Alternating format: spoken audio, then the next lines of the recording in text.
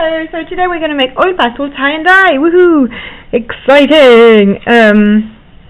So what you need to do is have some paper, write your name on the back and your class, of course, and some oil pastels here. And what you will do is to create some kind of stripes of colors, different colors.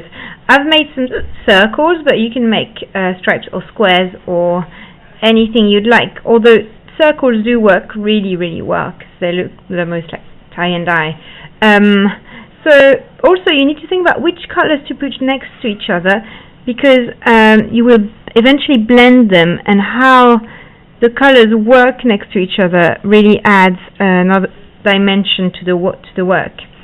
So when you apply your oil pastel, it's really important that you apply it really thick. Really thick. Otherwise it won't work.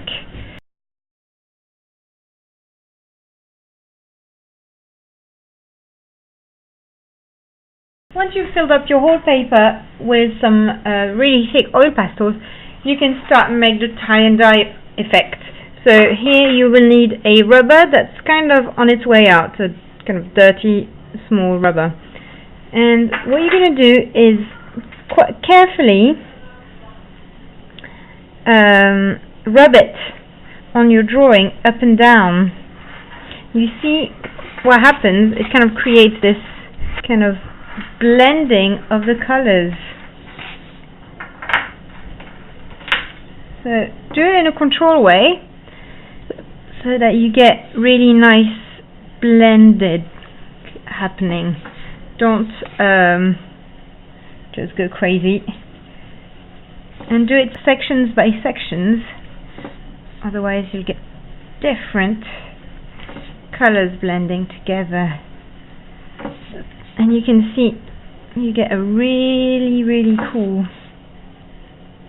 tie-dye effect.